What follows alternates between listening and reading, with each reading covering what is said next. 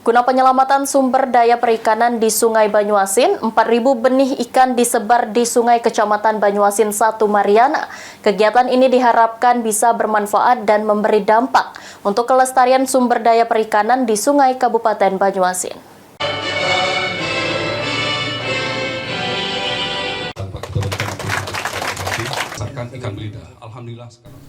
Sebanyak 4.000 benih ikan disebar di Sungai Kecamatan Banyuasin 1, Kelurahan Mariana, Kabupaten Banyuasin.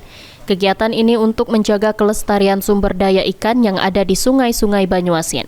Askolani Bupati Banyuasin mengatakan kegiatan ini sangat bermanfaat dan memberi dampak yang luar biasa untuk kelestarian sumber daya perikanan di Sungai Kabupaten Banyuasin, khususnya Kecamatan Banyuasin 1. Oleh karenanya, Askolani mengajak semua elemen masyarakat untuk bersama-sama menjaga kelestarian sumber daya ikan yang ada di sungai-sungai Banyuasin. Kita sore hari ini kerjasama dengan pihak Pertamina, Layu, dengan pemerintah Kabupaten Banyuasin, kita sama-sama melaunching untuk pemberdayaan perikanan yang ada di wilayah Kabupaten Banyuasin, khususnya di Kecamatan Banyuasin 1 di Mariana. Jadi hari ini kita secara simbolis kita melepaskan ikan patin di perairan Sungai Musi di wilayah Kabupaten Banyuasin.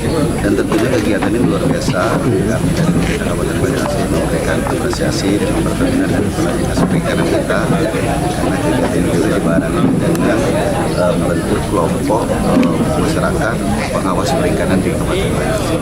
Kita harap kaitan dengan masyarakat atau pihak tertentu yang mencarikan menggunakan sentrum maupun dengan acara ini akan menjadi tanggung jawab bersama pemerintah dan Pada kesempatan ini, Askolani juga mengukuhkan kelompok masyarakat pengawasan perikanan Banyuasin 1 yang bertugas untuk mengawasi dan melaporkan jika ada upaya pengambilan ikan secara ilegal. Ridho Ilahi, PAL TV.